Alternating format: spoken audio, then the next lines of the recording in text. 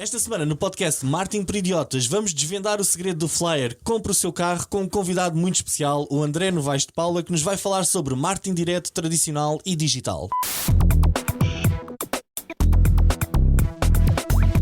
Marketing por Idiotas. Olá a todos, sejam muito bem-vindos a mais um episódio do podcast Marketing por Idiotas, onde todas as semanas falamos sobre marketing, negócios e tecnologia. O meu nome é Miguel Rão Vieira e, como sempre, estou acompanhado pelo Diogo Abrantes da Silva. Alô. O grande Frederico Carvalho. Olá, olá. E esta semana temos um convidado muito especial, o André Novaes de Paula. Olá.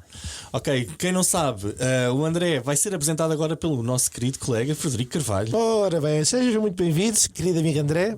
O André, para quem não sabe, é CEO da agência Direct Media, presidente da Associação Portuguesa de Marketing Direto, que é a AMD, e digital, do Centro Universitário, é reconhecido especialista em marketing digital com muitos anos de carreira. Só para dar aqui uma nota, que nós escrevemos um livro juntos, ele é coautor do livro Marketing Digital para Empresas, tendo escrito o capítulo dedicado a e-mail marketing. Há quantos anos é que tu já falas sobre o tema? Há muitos Há muitos anos? Muitos Mais de 25, anos. segundo vi no teu LinkedIn. Não, 25 sobre email marketing não diria, não tanto, mas por acaso é curioso porque é email marketing, porque as pessoas perguntam porque é email marketing e foi a caixinha em que me enfiaram, porque na altura pouca gente falava de email marketing. Okay. E então eu fui convidado inicialmente para falar de uma coisa qualquer sobre email marketing e disso veio outro e foi a caixinha em que me enfiaram, que nem sequer é o que eu faço mais, mas adoro email marketing, atenção, adoro email marketing. Só para fechar, é criador do método Spark Marketing, já vamos saber o que é, e finalizo para dizer que é meu amigo pessoal e uma das vozes mais respeitadas nas áreas do marketing relacional, inbound e automação. Isso depende do dia, aqui o várias amigo caixinhas. especial depende do dia. Espera aí, eu notei que é AMD, então se calhar deveria ser AMDD.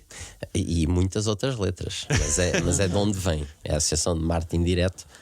E digital. Sim, mas tinha portuguesa no meio que nunca foi letra, portanto é a Associação Portuguesa de Marketing Direto e agora juntámos digital há cerca de ano e percebo. pouco. Ok, Há cena de ano e pouco, para estarmos, enfim, a acompanhar os tempos, não é? Chegámos agora ao digital finalmente na AMD, porque na realidade sempre fez parte, mas agora, para não haver dúvidas, não é uma designação que eu gosto particularmente, mas para deixar claro o que é o âmbito da associação. Então, mas se calhar, se não se importam, gente, se calhar começamos por aqui. O que é esta associação e quais são os benefícios para os associados? Porque é que eu, como marketer, me deveria associar à Associação de Marketing Direto? Dos meus assuntos preferidos. Bora. Portanto, vamos embora.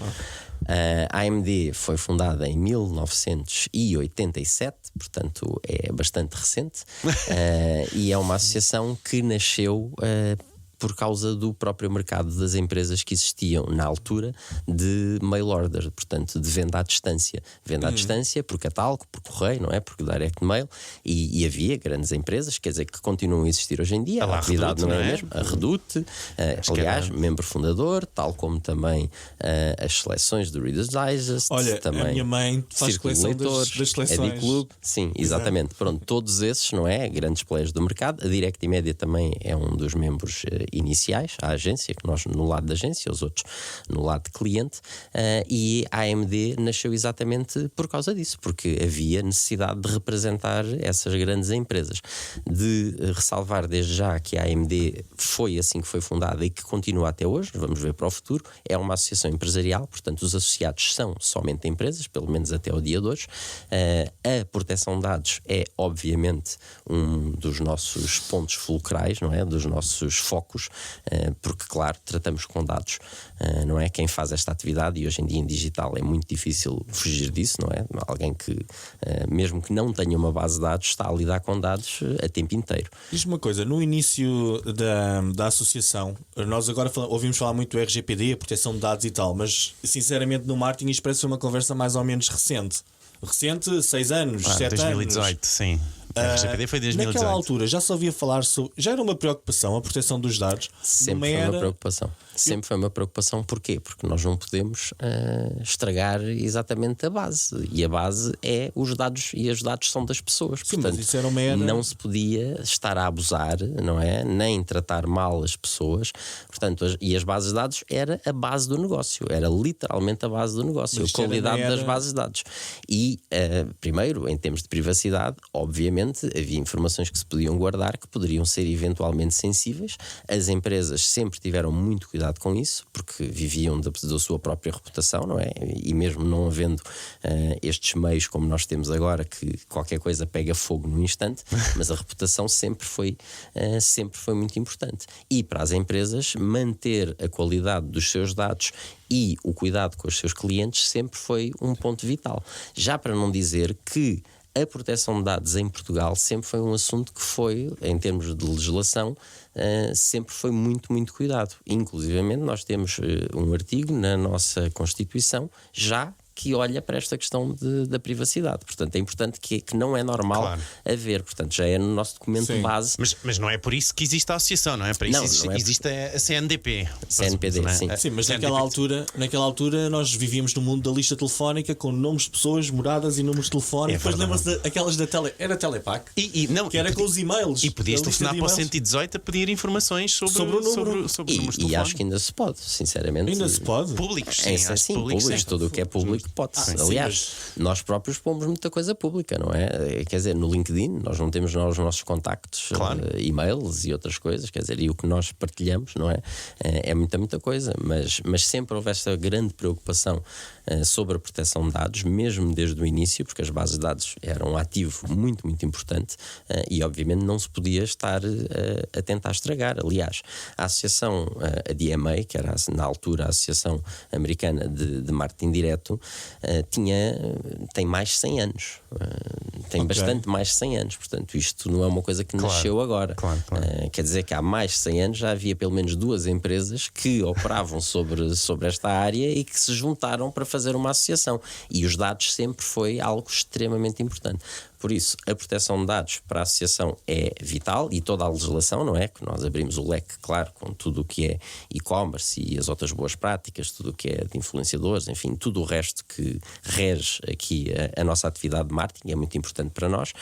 Depois temos a parte da representatividade para defender não só o setor, não é? Dentro de todo o nosso ecossistema, que é uma parte extremamente importante, e depois, claro, de manter os nossos associados o mais informados possível sobre tudo o que está a acontecer no nosso ecossistema e também ajudar a promover boas práticas a todos os níveis, não só a nível de atuação. Nós para isso temos o nosso Código de Conduta que foi revisto agora há pouco tempo, que é extremamente importante, que os nossos associados, para serem associados da AMD, têm que aceitar o Código de Conduta, mas que é algo que nós queremos que qualquer outra entidade que opere marketing olhe para o Código de Conduta e tente aplicar depois todas as boas práticas que nós lá temos. Queria te fazer uma pergunta. A propósito, estamos a falar do tema de dados pessoais. Tu, um webinar que deste agora para o IAPMEI, eu retirei uma frase que achei interessante. Queria pedir para tu comentares a tua própria frase.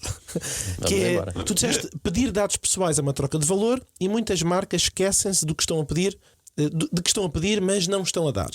Tu identificas a causa problemática em relação ao facto de não estarem a dar a quê? Formação, falta de conhecimento? O não estão a dar é porque muitas vezes é fácil, mas isto foi uma coisa que sempre aconteceu. Quem é que qual de nós e de quem está a ouvir não preencheu um formulário para que nada tivesse acontecido? Não é? Porquê? Porque depois, quando nós fazemos uma ação, principalmente quando a iniciamos, não é? É bom que nós tenhamos pensado o que é que vai acontecer a seguir. E muitas vezes isso não acontece. Há uma captação de dados, só que depois não há seguimento, que obviamente é um erro, não é? Até porque ficamos com uma base de dados que fica parada no tempo, que não está a ser trabalhada, que é um problema e sobre a qual nós depois não vamos ter confiança, porque no dia em que resolvemos, olha aquela base de dados que temos ali, quer dizer, se vamos ativar, o que é que vai acontecer? Todos sabemos, não é?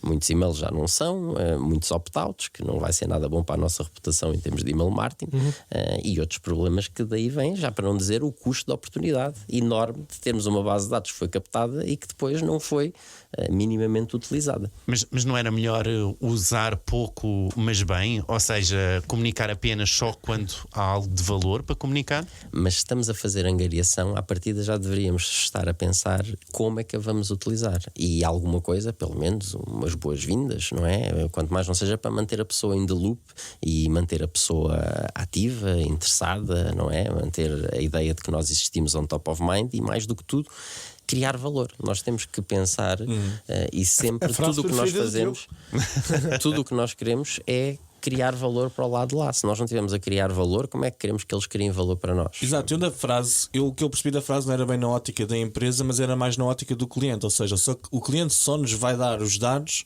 e passa a haver alguma coisa a quando ganhar. nós estamos a entregar, claro. Estamos a entregar Mas depois a alguma empresa coisa. não entrega nada. A entrega que nós estamos a fazer é importante quando nós fazemos, porque o que as pessoas estão a fazer é comprar acesso a alguma coisa, seja uma newsletter, seja um e-book, seja um curso, um voucher, o que seja. O que as pessoas estão a fazer é comprar acesso ao que nós estamos a oferecer, mesmo que seja completamente gratuito, com os seus próprios dados. Eu ouvi uma vez uma teoria que achei gira, que era dizerem qualquer coisa do género: por cada campo que estás a pedir, imagina que a pessoa te está a pagar 10 euros ou 20 euros ou uma coisa qualquer. Que é Isso para é depois super interessante. para tu perceberes depois no final das contas se a pessoa está disposta a pagar para dar os dados. O que vai receber compensa o valor, não é? E é uma coisa, Miguel, muito importante. Quando nós estamos a pedir informação, nós temos que pensar sempre antes o que é que eu estou a dar. E eu digo isto muito nas aulas, que dou muitas aulas de email marketing, é a percepção de valor que existe para o lado de lá em relação ao que nós estamos a oferecer. Por isso é que quando nós temos uma newsletter, e é só uma newsletter, e há milhões de newsletters, e mesmo que possamos pôr samples de newsletters, a pessoa só sabe o valor quando começa a receber, nós pedimos o mínimo possível. Não é? Por isso é que muitas newsletters só se pede o quê? O e-mail. Há tempo para depois para as outras coisas. Mas se nós estamos a oferecer um e-book, já podemos pedir mais algumas coisas. Se nós estamos a oferecer um report que é super importante para aquela área, que não há acesso a ele e que se fosse vendido custaria 6.000 euros, nós podemos perguntar a cor das cuecas das pessoas que elas estão dispostas a dar. Mas mesmo subscrever uma newsletter, alguns sites eu vejo com o erro do género: subscreva a nossa newsletter. E não dizem para quê? Porquê? Qual o valor, olha, não é? vais receber em primeiro lugar ou antes de toda a gente receber informações sobre o mercado da bolsa. É pá, sei lá, uma porcaria qualquer. Não, e tens toda a razão no que estás a dizer. Só que também temos que olhar onde é que está a ser feita a recolha. Porque a oferta de valor deve estar junto com o call to action no título. Por exemplo, que se nós estivermos num local onde temos somente um bocadinho de nada, um quadradinho onde colocar, e que colocamos isso mais depois um campo de formulário. Ok, mas nós temos que pensar que aquelas poucas palavras que nós temos têm que ser muito bem escolhidas, porque temos que nós provar ali o que é que nós vamos oferecer. Não é só subscrever a newsletter. Devemos ter um pouco mais, mas não temos espaço para muito. Portanto, temos que pensar bem no que é que vamos fazer. Cada palavra conta. Se nós temos depois já um espaço, é uma página que já está pensada para isso, que temos um formulário maior e que, atenção, pode estar a captar exatamente para o mesmo local, aí já temos muito mais real estate para poder trabalhar. E nós temos que pensar, um erro que se faz muito nos sites é fazemos um formulário e depois vamos colocar aquele formulário em todo lado, mas não é assim. Nós temos que pensar para cada um o que é que nós estamos a oferecer e de que forma, independentemente de ser para a mesma angariação, para a mesma oferta que nós estamos a fazer, por exemplo, mesmo para a newsletter. Porque há uns locais onde nós temos mais espaço e colocamos mais informação e, inclusivamente por causa disso, podemos testar mais campos sem ter uma erosão muito grande em termos de angariação, e noutros, não. Vamos colocar o mínimo possível porque não temos espaço, mas não queremos deixar de colocar lá a possibilidade das pessoas se inscreverem na newsletter, até porque muitas vezes o que vende a newsletter não é a newsletter em si, é o conteúdo que a acompanha.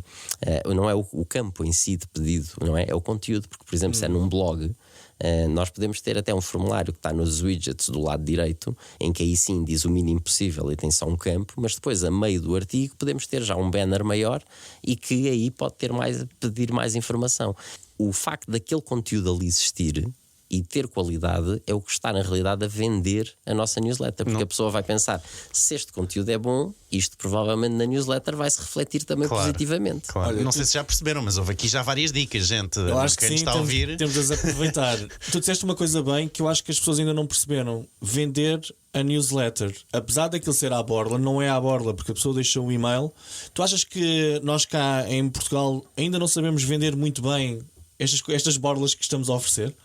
Porque apesar de ser uma borla, é uma venda. Acho que nós temos que fazer um melhor trabalho. Temos mesmo, porque esta questão da percepção de valor, somos nós que também ajudamos a criá-la, não é? E temos que ver com o que é que nós vamos oferecer, o que é que nós vamos dizer, quais é que são os atributos, os benefícios que nós vamos chamar a atenção. E uma das coisas que eu acho que falha muito, muito em Portugal, mas não é só em Portugal, mas em Portugal em particular, é nós fazemos foco no what's in it for me. que é o que as pessoas estão interessadas, porque nós só estamos interessados em nós mesmos e no que é que uma empresa ou uma marca consegue fazer por nós. Claro. Eles sejam o que for, quer dizer, nós não somos caridades, não andamos aqui a dar o nosso dinheiro ou os nossos dados só porque sim. Ou temos alguma coisa a ganhar com isso, ou não. E se não temos, não fazemos. Se temos, existe a possibilidade de virmos a fazer. Mas para isso tem que ser a marca do lado dela a poder explicar o melhor possível à pessoa o que é que ela tem a ganhar em fazer aquela ação, seja ela qual for, mesmo que seja subscrever uma newsletter. E estavas a dizer muito bem há pouco, tenho acesso a estas notícias antes de todos os outros, tenho uma vantagem concorrencial por causa disto, daquilo e daquele outro, não é? Temos que conseguir passar, porque o que nós estamos a fazer é sempre a vender. Quanto mais não seja o que estamos a comprar, é atenção. Seja os conteúdos nas redes sociais, seja o que for, nós estamos sempre a comprar atenção. E a atenção, a pessoa tem valor para a pessoa, porque a pessoa tem a atenção limitada, pelo menos a 24 horas por dia. A ouvir Spotify, a ver Netflix, a ler o blog do outro, a comprar um artigo, a passear na Amazon, no que quiser, não é? A atenção é um dado super válido. Na forma como as pessoas promovem, e tu acompanhas muito o mercado internacional também para comparação, o que é que tu vês que é feito bem lá fora, o americano, o brasileiro, adaptável para Portugal? Coisas interessantes que tu vais acompanhando, que nós não fazemos ainda, por exemplo. Eu vou falar mais no básico, que esse é que eu acho que o problema, e acho que é um problema estrutural em Portugal desde sempre de marketing e que eu critico bastante. Nós, as nossas grandes empresas, não é, que têm recursos e que têm pessoas, conhecimento, tudo mais, têm um bom nível de marketing, obviamente, não vou ser eu a criticar, não é? As grandes empresas. O problema está em tudo daí para baixo. E a maior parte do nosso mercado é tudo daí para baixo e muitas microempresas. E a principal diferença que eu vejo em relação a pequenas empresas, pequenas e médias empresas em Portugal e noutros mercados, seja o americano, seja o inglês, seja mesmo outros países europeus, o principal problema é que seja qual for a dimensão da empresa, eles sabem que têm que vender, que não basta somente existir. E então, dentro das capacidades de cada um, vão explorar o que puderem para levar a água ao seu moinho, ou seja, os produtos aos seus clientes, não é? E que começa, claro, por saberem que eles existem, por dar a conhecer que eles existem. E isso é que eu acho que é muito interessante, porque mesmo que seja uma loja de esquina perdida numa terra qualquer dos Estados Unidos, eles sabem que se não promoverem o próprio negócio, aquilo dificilmente, mesmo que tenha uma ótima localização, dificilmente vai prosperar. E têm isso dentro deles, porque é o espírito de vender, de eu tenho que me pôr à frente do cliente, e que eu acho que não há cá. E isso depois manifesta-se em tudo e mais alguma coisa. Não é só a escolha da localização, no caso de ser uma loja de porta aberta, é em tudo mais o que fazem. Portanto, eles vão explorar. Por isso é que mesmo marketing direto, não vou falar agora só de digital, mas nós vemos isto em digital, não é? Já vou fazer o passo para lá, mas mesmo marketing direto, nos outros países, qualquer empresa de qualquer dimensão tinha atividade de direct mail. Porquê? Era a forma que tinha de contactar com os seus potenciais clientes, porque não havia digital ainda, e era a forma, portanto, tinham a preocupação de ter uma base de dados e de poder contactar com essas pessoas que deram os dados para essa base de dados. Passando para o digital, como é que é possível que hoje em dia em Portugal ainda se fale das empresas que não têm site ou que não têm redes sociais? Que haja uma ou outra, ok, eu percebo, mas que seja ainda uma preocupação, porque há muitas, eu não percebo, porque isto deveria depender do próprio querer promover o seu negócio. Então, mas o que estás a dizer é este mind shift, esta diferente perspectiva do mercado português para o mercado americano, por exemplo, ou seja, é o trocar essa mentalidade, é isso? Isso é o que eu sinto mais de tudo, Mas é saber, temos que vender. Não sentes isso? O mercado lá fora, o mercado brasileiro e o mercado americano é muito hard selling. Já ouvimos esses comentários. Porque a concorrência é elevada. Ou seja, depois não é? Mas nós podemos, não precisamos de fazer exatamente o que eles fazem. Certo. Mas quer dizer, entre não largar as pessoas ou só mostrar que existimos e que temos estes produtos, quer dizer, há aqui um range muito grande, não é? Há aqui um range muito grande. E uma das coisas que eu gosto que está a acontecer em Portugal e que eu espero que venha a acontecer mais é muitos brasileiros que estão a vir para cá trabalhar em marketing. Porquê? Porque eles trazem uma mentalidade completamente diferente. O que é bom, porque eles fazem um tone down. Quando chegam cá têm que fazer um tone down, porque o que eles fazem lá não resulta exatamente, mas aquela questão de ir atrás, não é? Aquele drive que eles têm de ir atrás e fazer, porque eles sabem que se não fizerem não acontece. Porquê? Porque é um país gigante e porque tem imensa concorrência, e ainda para mais o facto de não ter, não ser um país muito próspero em muitas coisas, faz com que as pessoas tenham que dar mais.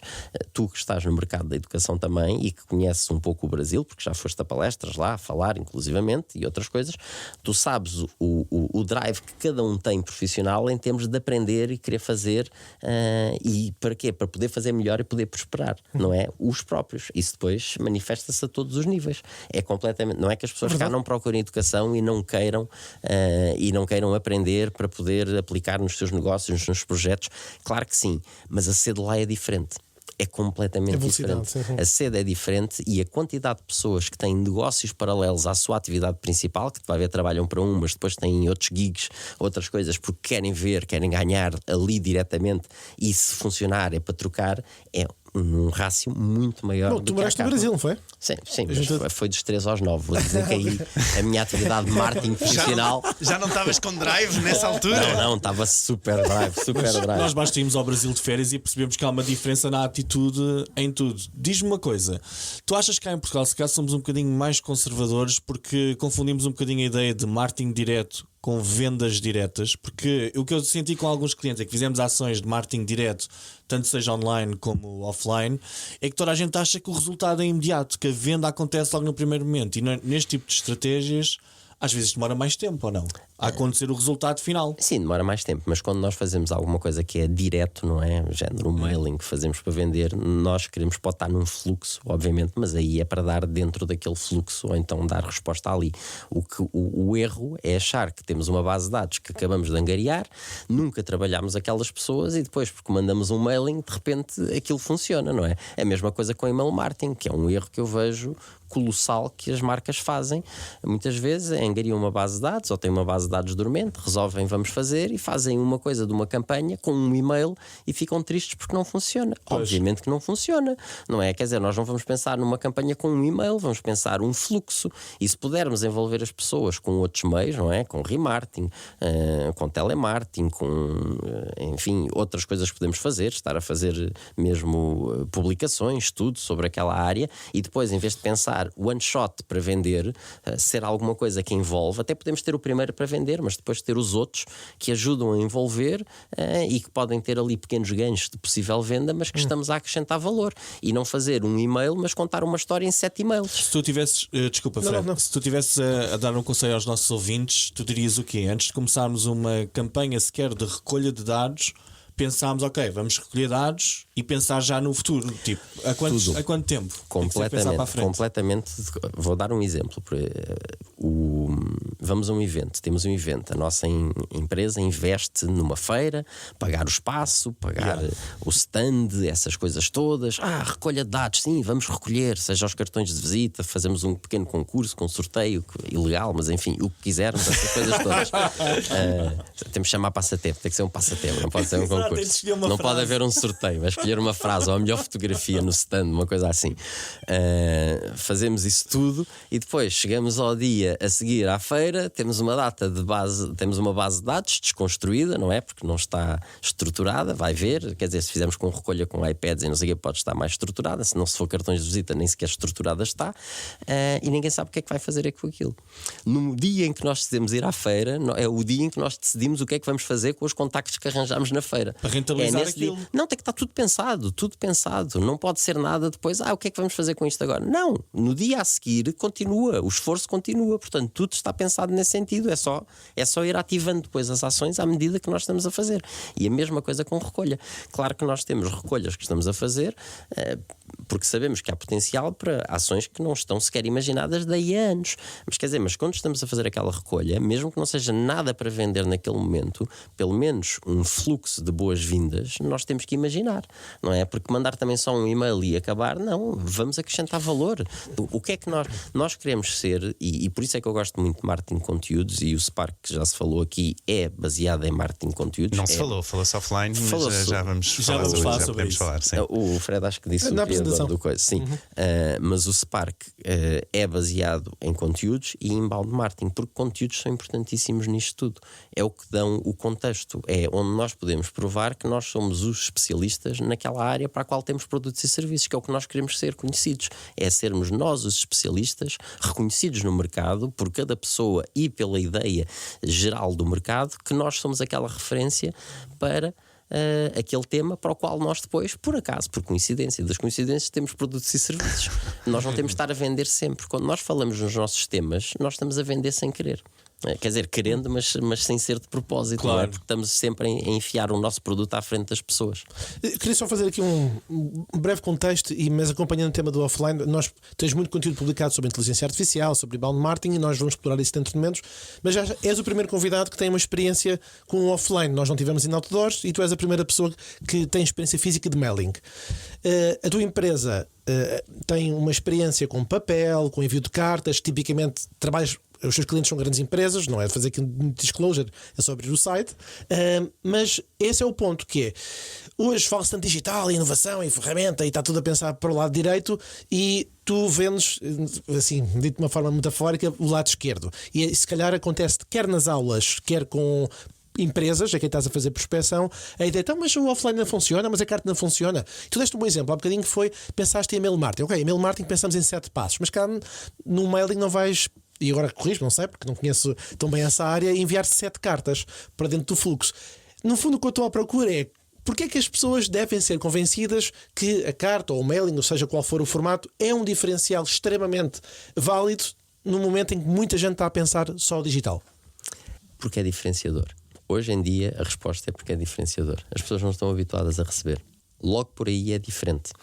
E não vamos fazer 7 cartas, porque dificilmente iríamos conseguir pagar uma ação destas, porque obviamente temos a produção e temos mais do que tudo os portes, não é? Ficaria caro, mas nós conseguimos colocar direct mail, se tivermos obviamente os contactos, mas para isso temos de fazer a recolha, num fluxo, em que podemos ter 3, 4, 5, 6 contactos, em que um desses contactos é uma peça física, que pode começar por uma peça física, ou pode começar por um SMS ou por um e-mail a dizer atenção à sua caixa de correio que vai receber não sei o quê, e depois termos exatamente essa peça que é tangível, é física. E uma das coisas boas das peças físicas é que não são vistas normalmente só por aquela pessoa.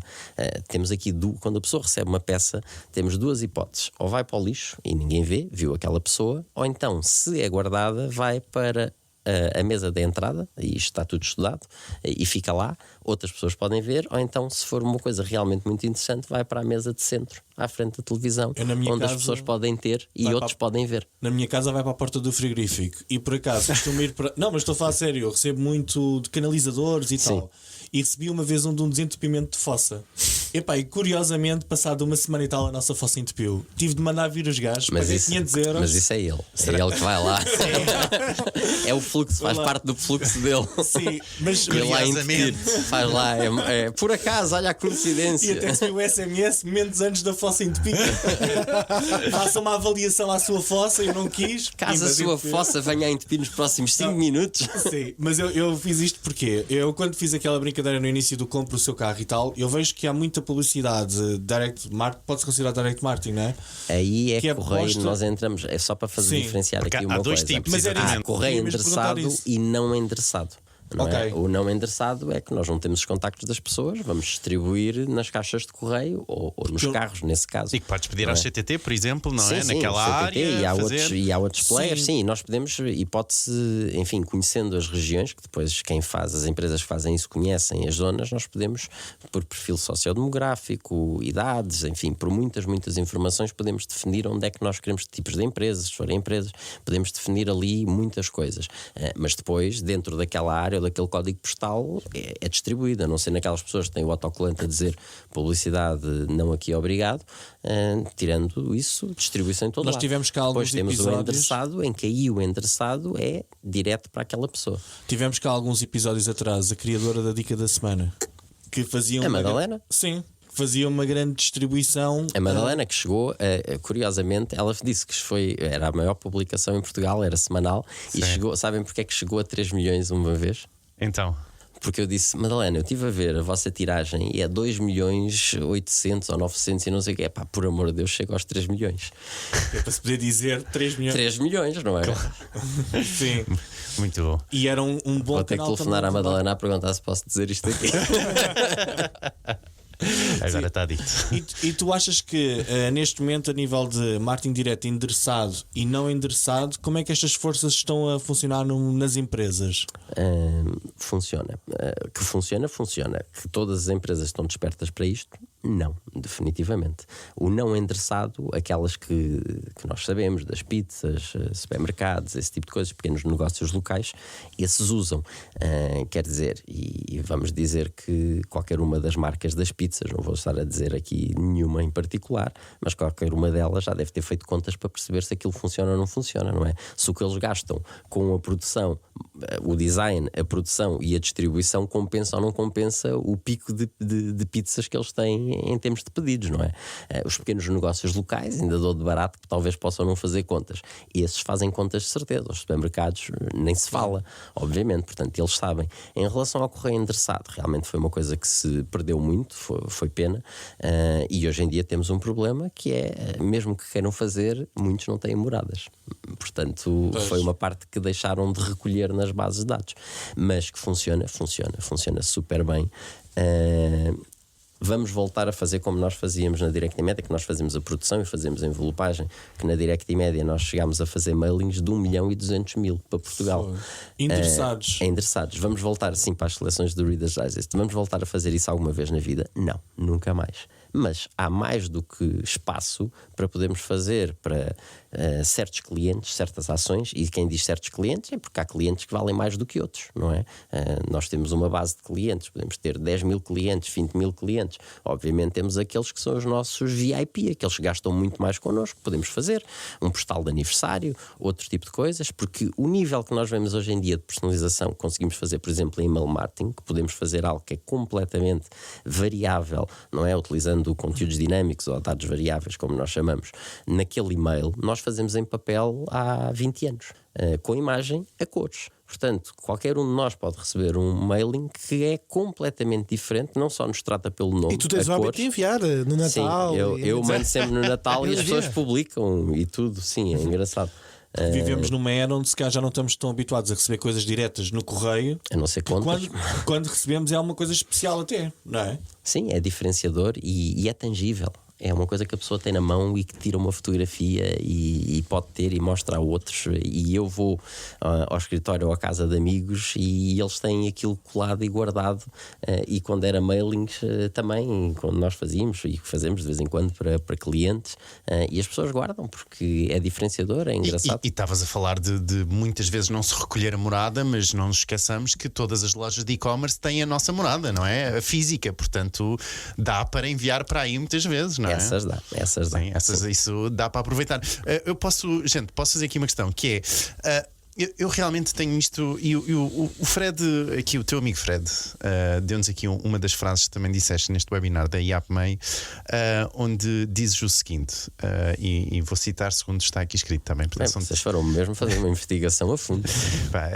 Heads off aqui, o chapéu ao Fred, tenho que admitir. Então, tu dizes algo como: o e-mail continua a ser o canal com maior ROI no marketing digital, e se os resultados são maus, a culpa é só nossa. Não há um algoritmo para culpar. Já começa a ver. Sim, portanto há aqui várias questões, não é? Portanto, temos aqui questões de que há algoritmos, atenção, não nos podemos esquecer que para mim, seja o do Gmail, que te pode diretamente levar para o spam, seja o facto. Para a parte das promoções, que não é spam, também é uma possibilidade se tiveres esse separador. O facto da Apple abrir-te literalmente o e-mail e lá vai a tua taxa de abertura dada como aberto e se calhar está aberto e também vai para o lixo, que também é possível. Mas a minha questão não é tanto esta sobre o algoritmo que os há, não é? Hoje em dia. Mas se quiseres comentar sobre isso, também acho que é interessante. Mas o meu ponto também é: se o email marketing nós devemos compará-lo com os restantes canais de marketing digital, por exemplo, da mesma forma, porque muitas vezes o email marketing tem uma melhor performance porque aquelas pessoas já nos conhecem, já há uma relação, ao contrário, ou seja, ao contrário de um anúncio em que simplesmente vêm em pesquisa ou em display, não é? Ou seja, é um pouco uma espécie de uma comunicação diferente, um pouco como o direct mail e o endereçado, não é? O correio endereçado. Se achas que deveríamos ter esta comparação one-on-one de email marketing versus os restantes canais?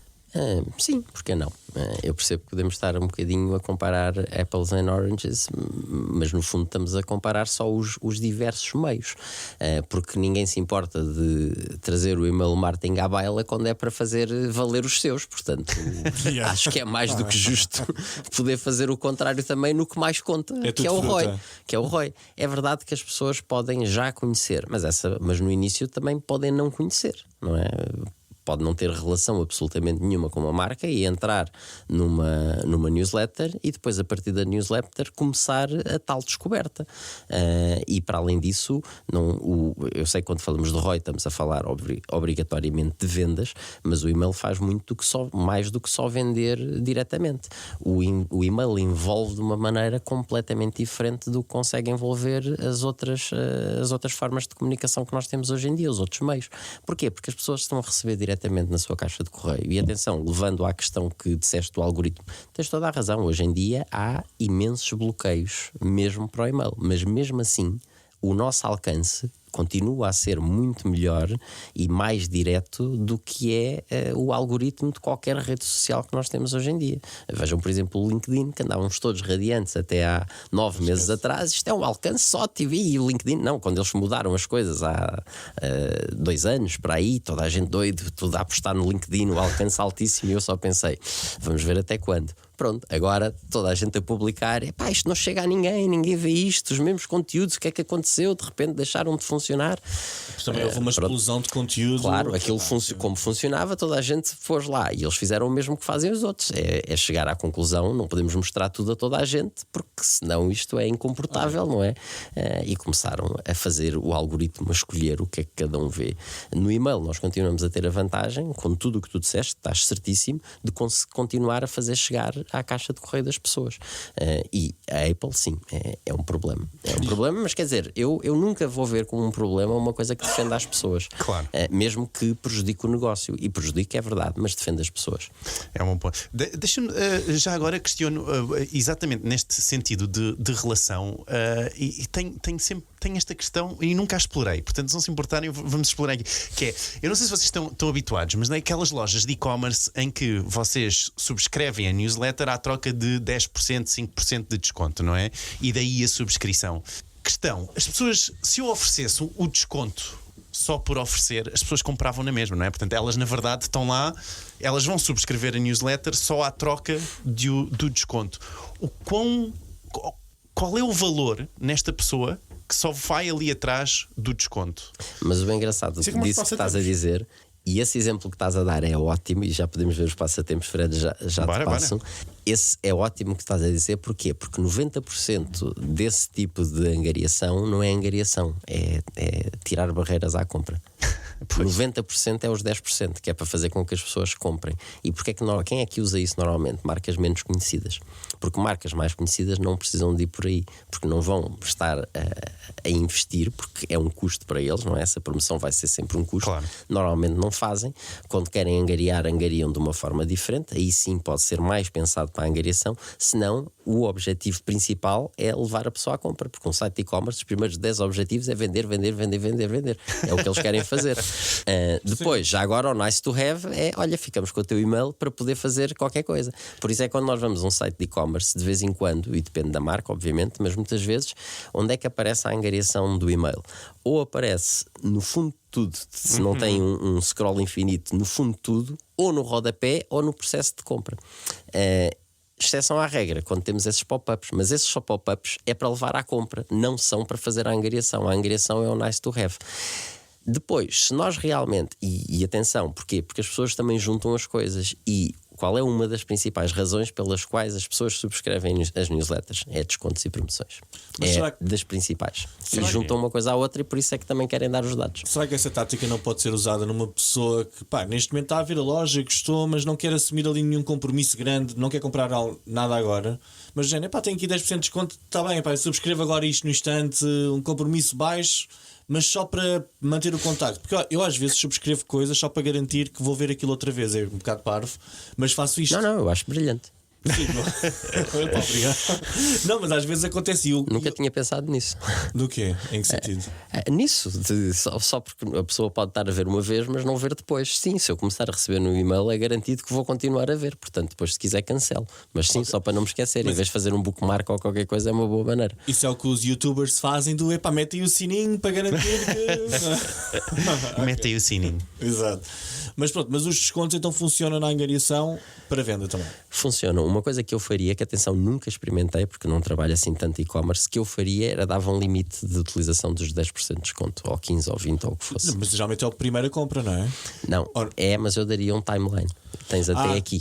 boa. Que é para quê? Para Criar forçar urgência. a pessoa a ter que o gastar. Porque se o meu objetivo é a compra, é isso que eu vou fazer.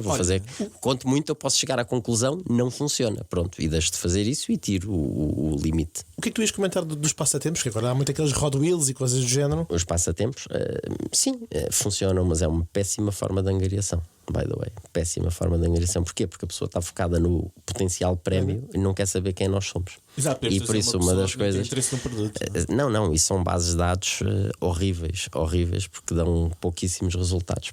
É fácil porque funciona e as pessoas entram, mas depois, quando nós queremos usar essa base de dados, não funciona. Para além de que nunca nos podemos esquecer, quando estamos a fazer um passatempo, um webinar ou qualquer coisa deste género, as pessoas estão a dar os seus dados para aquela ação principal que nós estamos a fazer. Se nós queremos depois usar esses dados para alguma coisa fora desse âmbito, nós temos que ter consentimento para ações futuras. Espera aí. Explica lá isso como deve ser, que é porque isso que estás a dizer é bastante impactante. Eu quero Imagina fazer um que nós vamos passatempo, fazer. Imagina que Não, vamos acho que é organizar super um webinar. interessante, não é? Vamos pôr um webinar para não ser um passatempo. Pronto, depois podemos pegar outra vez nos passatempos. Mas vamos fazer um webinar. E nesse webinar as pessoas inscrevem-se porque queremos mandar o link, queremos mandar reminder, enfim, independentemente depois de estar público o webinar, que pode não estar, mas se estiver público, há vantagens em recolher. Para quê? Porque se quisermos trabalhar a base de dados depois, mas mesmo que não fosse para o fazer, só para poder mandar reminders e garantimos que as pessoas aparecem, o maior número possível aparece, pronto, e mandar o link, mesmo que depois esteja público e direto, live, no YouTube, no LinkedIn, essas coisas todas. Mas se nós queremos fazer ações subsequentes e continuar a conversar com essas pessoas para lá do que é dizer vai ser amanhã, vai começar daqui a 5 minutos, gostou, responda a este inquérito ou reveja.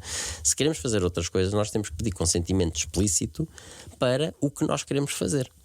E só quem disser que sim é que nós podemos contactar depois com outros assuntos. Senão, morre ali no webinar. Pronto, temos a desculpa para poder mandar mais uma informação ou outra que esteja dentro daquele âmbito, mas a partir daí não há razão para manter aquela base de dados. Porquê? Porque o intuito com que a pessoa preencheu os dados foi receber informação sobre o webinar, ponto. Mas e se obrigatoriamente para subscreveres aquele webinar tiveres que dar consentimento para... Não podes obrigar. Pois. Não pode, porque o consentimento é livre. Só que acontece, não é? Mas atenção, mas isso é outra história. Ou clicam Nem naquele carregas. botãozinho, Qual é não que é? qual é que é Há a aquela velocidade? caixinha, Qual é não que é a velocidade máxima na autoestrada? Percebo. Ok, pronto. É como tudo na vida, não é? Certo, Existem certo. os limites, não é? Sejam de legislação, seja o que for, e depois as pessoas ultrapassam-nos ou não perante a sua percepção de risco sobre o que é que lhes pode acontecer. Na autoestrada, ou é um acidente ou é uma multa, não é? Aqui é exatamente a mesma coisa. Olha, anteriormente estavas aqui a falar sobre isto da urgência e tal. Quais é que são os teus gatilhos preferidos para a pessoa dar os dados? Gatilhos, aqueles gatilhos mentais de fazer a pessoa fazer uma ação a qualquer momento. Há urgência e escassez, pronto. Há muita coisa segredos. que funciona, mas o que eu gosto mesmo é criar valor. É não haver dúvida na mente da pessoa, isto Adoro. é para mim. Isso para mim é o mais. Depois podemos usar os outros da escassez, mas quer dizer, quando se usa e é falso, não é? Já no webinar, Só lugares 20 limitados, e a pessoa pensa, quer dizer, quem percebe disto, quanto muito pensa, pronto, ok, só conseguem pagar o Zoom até não sei quantos lugares, porque de resto, qual é que é a razão? Se for para ver no LinkedIn, Nunca tinha não é? pensado nessa. Lugares, sim, mas se for pelo Zoom, se for no LinkedIn, é todos os que vierem, não é? Atenção, lugares limitados, está a acabar. Quer dizer, pá, Então, como isso é é que se cria- treta como é que se e é cria bullshit, urgência? isso dá mau nome ao marketing. É fazer com uma oferta que as pessoas não possam recusar. Sim, mas como é que nós conseguimos criar antes oferta, claro, mas como é que nós conseguimos criar urgência no digital ou escassez no digital? É possível?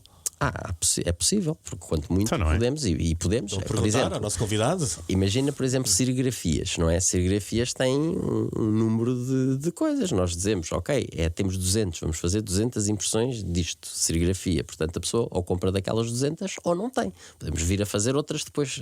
Quem comprou primeiro não fica satisfeito porque baixa o valor das dele. Mas podemos fazer outras. Nós em digital também podemos fazer coisas que sejam reais e que dizemos que é limitado a este número e vai ser só este número porque é o que nós queremos. Porque é realmente uma turma que não é aquela que eu, se pudesse meter 1000, metia 1000, mas como só consigo meter 20, vou meter o número de 20 para fingir que é super exclusivo. Eu vi não uma é? vez uma que era um tipo que dizia: pá, só consigo ter 3 reuniões por semana. E eu fiquei a olhar para aquilo e preenchi, porque realmente pensei: pá, só consigo.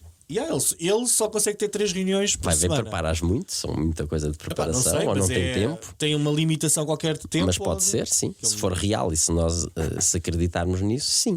Mas há muita coisa não precisa de ser a escassez somente para nós podermos usar, não é? Pormos um limite, isto só existe até lá.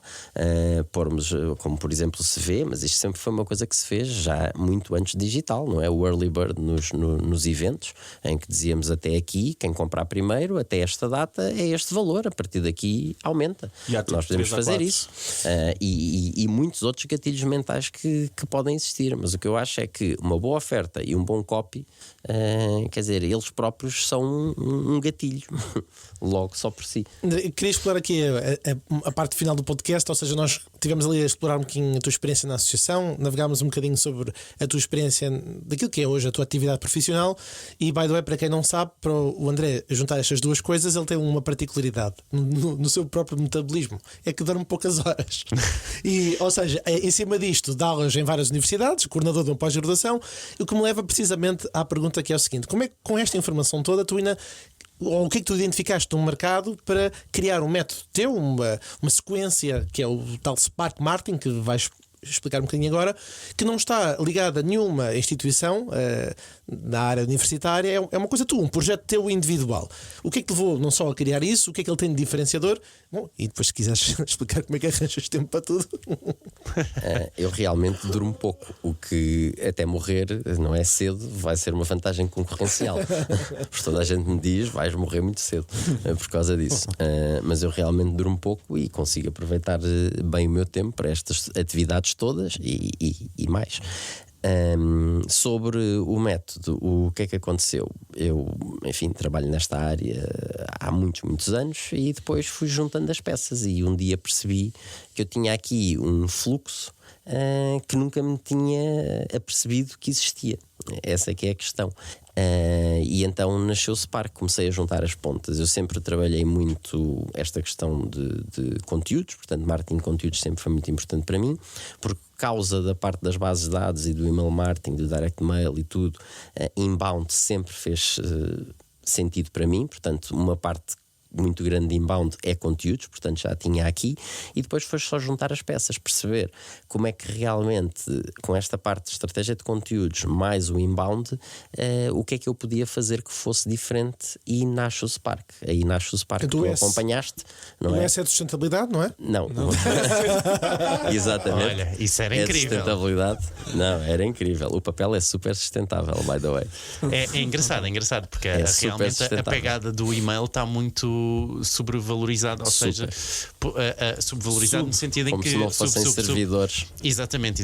E há um cálculo consumir que chega energia. até a 50 gramas de CO2 equivalente. É assim difícil, é bastante. e o papel é muito, muito sustentável. Mas enfim, Pode ser.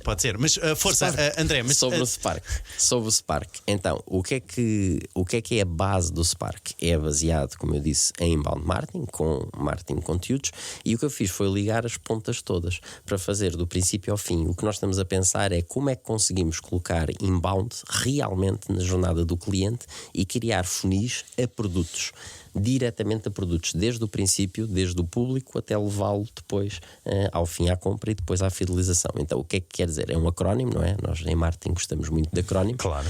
Obviamente, não podia ser de outra forma. Portanto, o que é que significa o Spark? Primeiro é o Strategy Building. Eu sou de marketing, sou treinado em marketing, formado em marketing. Portanto, a parte toda de estratégia é um problema que eu vejo, que as pessoas entram no digital por uma área qualquer sem ter a mínima noção do que é marketing. E não, nós temos que ter aqueles building blocks do que é marketing, o que é a minha marca, a missão, a visão, depois toda a parte de diferenciação, posicionamento, de oferta única de valor, proposta única de valor, aliás, público-alvo, segmentos, personas, toda essa parte é vital, tem que estar definida, é sobre isto que se vai construir o resto. Depois, começamos aqui na parte de inbound, vamos produzir conteúdos em todos os seus níveis e mais alguns, agora considerando também AI, porque aparecemos também em buscas dentro da AI, quando fazemos alguma pergunta. Portanto, todos esses níveis de conteúdos, seja para blog, seja para redes sociais, seja o que for, orgânico, pago, tudo, não é? Conteúdos. Depois, junto a esses conteúdos, entramos então no A, que é o Attract Leads, e que vamos fazer angariação de leads junto aos conteúdos, não é? Vamos ter pequenos formulários, outras formas de captação junto aos conteúdos. Para quê? Para alimentar uma base de dados. Depois, o que é que vem a seguir? É o R, que é o Reeling Customers. Portanto, vamos puxar os clientes, não é? Os nossos peixes para dentro do barco, em que vamos ter fluxos de nutrição para toda essa angariação que nós fizemos. E depois, o passo final, que é o Keep Clients, que é nós fazemos a parte toda de fidelização. E assim eu liguei os meus diversos mundos nesta prática do Spark. E o que nós fazemos mesmo é um funil em que nós estamos a pensar, ok, para este produto quais são os públicos, quais são os conteúdos para cada público, porque se não conseguimos ter o público a apresentar, podemos ter várias pessoas a comprar o mesmo produto ou serviço, mas não quer dizer que eles venham todos da mesma perspectiva, não sei, quer dizer que os argumentos para os A funcionem para os B. Portanto, vou pensar para os A's, ok, se for junto, não é? Se for servirem os mesmos, é um funil único. Se não, tem que ter funis separados. Então vou fazer funil, todos os conteúdos orientados para este, que vai levar depois a várias formas de captação para estes. E depois tenho os tais, depois de conseguir captar, tenho os fluxos de nutrição somente para este funil, para dar a este produto, que é para a coisa estar muito específica em relação aos produtos que nós queremos vender. E toda esta jornada, não é? Todo este fluxo vai alimentando depois passo a passo para a pessoa se tornar cliente, e depois de se tornar cliente, como é que eu consigo fidelizar? Como é que faço com que compre mais vezes e compre durante mais tempo e compras maiores? É uma framework mais adaptada a um produto em si ou à empresa em si? Ou seja, se como marketer eu devo seguir e criar esta framework segundo este Spark para a minha empresa, não é? Para os meus conteúdos, para a minha estratégia, não é? Ou devo aplicá-lo mediante cada... Agora produto fiquei... e serviço. Mais Exato. para cada produto ou serviço. Interessante. A base podes trabalhar também para a empresa, mas o útil disto é levar a pessoa logo diretamente. Nós estamos a pensar, quando estamos a começar e a fazer os conteúdos, que no fundo é o que nós fazemos, só que não temos este fio condutor. O que eu achei que faltava era o fio condutor. Ou seja, isto são estratégias individuais que já existem no mundo do marketing. Simplesmente Exatamente. alguém juntou as Eu pecinhas todas para ter exatamente este seguimento. Porquê? Porque ao fazer os conteúdos eu já estou a pensar que estes conteúdos são orientados para o isco para captar estas pessoas que eu sei que é quem pode ter interesse neste determinado produto isto ou serviço. funciona com clientes? Tudo é assim depois em sequência. Funciona com clientes de todas as dimensões. Tudo e todos os Pequenos, mercados. grandes. Ainda não descobri um que não conseguisse fazer. Aliás, houve uma vez que fiz. Não, podem-me desafiar. Uma vez fiz uma coisa muito engraçada, porque depois lancei um curso sobre isso, não consegui relançar porque ainda não tive tempo. Mas no lançamento do curso fiz um webinar engraçado em que as pessoas entravam, que eu não conhecia, e que me diziam qual era o seu negócio e davam-me uma explicação sobre o seu negócio. E eu fazia o Spark naquele momento. Aplicava para todos os passos naquele momento. E fiz 8 ou 9 negócios em 2 horas. Para fazer isso. E tenho. Tens um GPT. Tenho um custom GPT exatamente treinado no Spark. Passei tudo o que eu tinha, mais as aulas, mais os webinars, tudo e mais alguma coisa. Uma perguntinha só para quer ser um ambiente não sobre sustentabilidade, porque esta era giro, mas é outra. Mas sobre o tema da educação. Tu és uma pessoa que acompanha muito o tema da política, gostas de. Aliás, estás muito ligado à área também da formação e academia, porque formação profissional e academia. O que é que está a falhar? Ou como é que nós conseguimos alcançar, sendo um país pequeno, a vanguarda daquilo que é hoje a tecnologia, esta ambição toda de querer a inteligência artificial e Portugal estar mais à frente? O que erros é que tu vês? Porque tu, para pensares o método, também deve ser pensado provavelmente nos problemas e nas falhas. Tens alguma solução? O que é que tu já identificaste? Posso ir à base de tudo e ser mesmo político. Accountability. As pessoas têm que perceber que o seu destino depende delas. Pronto. Se começar por aí, está tudo resolvido. Agora, como é que se faz isso culturalmente? Eu não sei. Tu identificas assim falhas comuns, não é? Falhas comuns na universidade. Eu acho que isto vem da nossa própria educação. É acharmos que estamos sempre dependentes de outros para qualquer outcome que nós queiramos. Por isso é que não somos um país de empreendedores, somos um país hoje em dia estamos melhor, mas sim, tudo isso vem daí, porque quando a pessoa quer tomar e aceita que o meu destino é a minha responsabilidade, ela ou mete mão nas massas para mudar alguma coisa ou vai-se continuar a queixar a vida toda. Isto não é popular, mas há uns anos atrás, quando o Passos Coelho disse nós temos de trabalhar mais, a maior parte das pessoas não perceberam que tinham de fazer como os brasileiros, que é, tens o teu emprego e vais arranjar mais 2 gigs, não é? Para ganhares mais dinheiro e para conseguires sair daquela Consegui. E pronto, foi este o último episódio do Marketing para Idiotas. Gostámos muito, eu gostei de estar a participar no último episódio, uma honra. André, o que é que para finalizarmos aqui o episódio, que já estamos aqui um pouco a atingir o nosso tempo, mas eu se calhar deixava uma questão que é: o que é que tu aconselharias a um marketer que está a começar agora, a alguém que acabou de sair da universidade, fez a sua licenciatura possivelmente? Que conselho é que tu lhe darias? Então, pronto, isso é uma boa.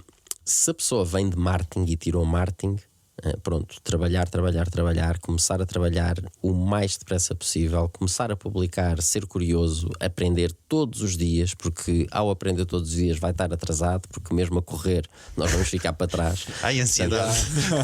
Aprender, não, se a pessoa quer ter uma vida descansada, não é nesta área de certeza, ou então vai ficar vai ficar muito, muito para trás. Portanto, aprender todos os dias, ser curioso, fazer contactos.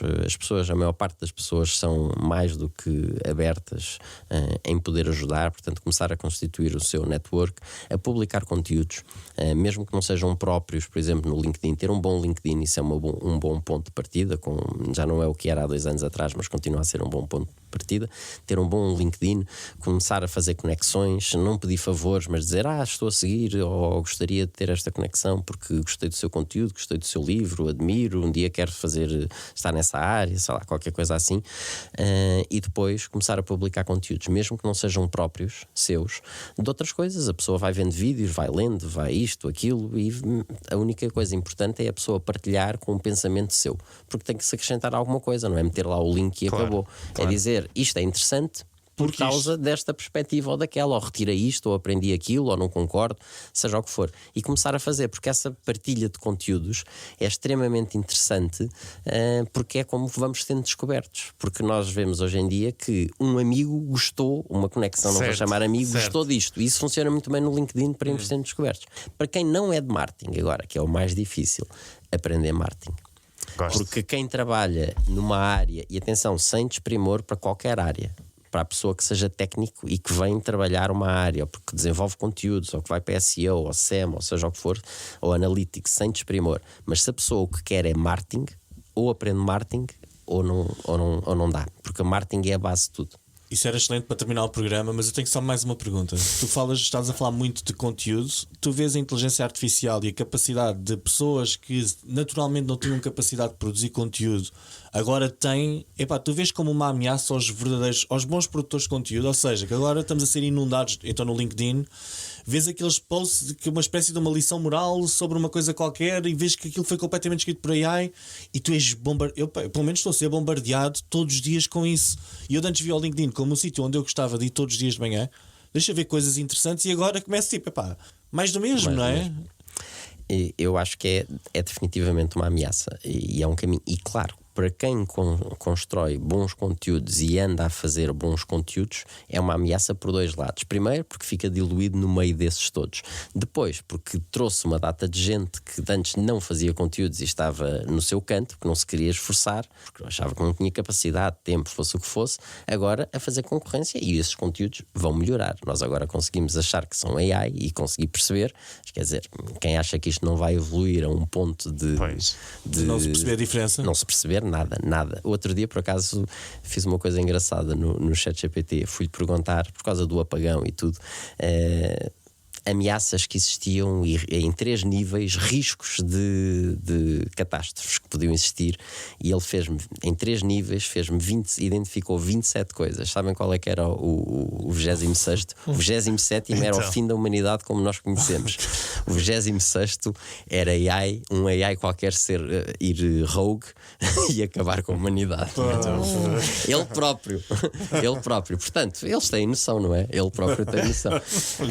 E sim, coloca uma ameaça, mas também abre uma data de oportunidades para montes de pessoas. Agora, o que eu me pergunto mais sobre a AI, não falámos muito sobre isso, mas terminamos com esta, é: quem é que vai comprar a quem? Porque quando nós tivermos agentes a fazer a maior parte das nossas atividades e as empresas tiverem agentes a vender, os agentes vão falar uns com os outros, ainda vai ser em linguagem normal, nossa, ou eles falam por baixo do pano, entre as coisas deles, porque nós vamos continuar, obviamente, a ver anúncios e dizer ao agente compra isto, compra aquilo, mas quer dizer, o agente pode voltar e dizer: espera lá, eu estive a analisar e tem aqui coisas que eu acho que é melhor do que aquilo que tu estavas a ir atrás do tal gatilho mental, e eu tenho aqui um que é melhor por causa disto, daquilo, daquele outro. Quer dizer, como é que as empresas fazem?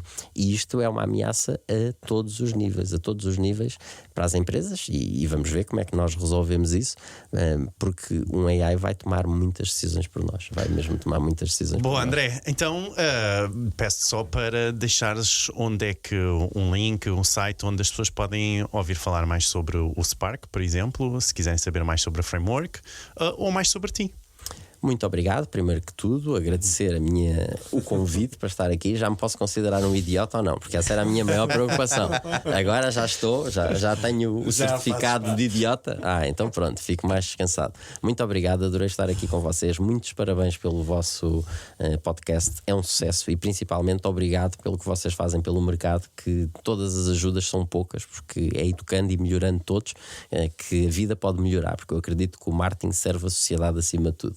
E pronto, o meu nome é André Novaes de Paula, portanto, procurando por mim é fácil em qualquer rede, sou único no mundo, portanto, sou fácil de encontrar, basta procurar por André Novaes de Paula, e eu vou partilhando sempre coisas sobre o Spark, mas se procurarem Spark Marketing e André Novaes de Paula, também vão encontrar a landing page onde tenho o e-book, e se quiserem descarregar, tenho muito gosto. Muito obrigado a vocês e a todos que estão a ouvir. Boa, gente que nos estão a ouvir, muito obrigado por terem estado connosco até ao fim. Já sabem, subscrevam o podcast para terem acesso ao próximo episódio já na próxima semana, e por nós, até lá. Tchau. Obrigado. Por idiotas.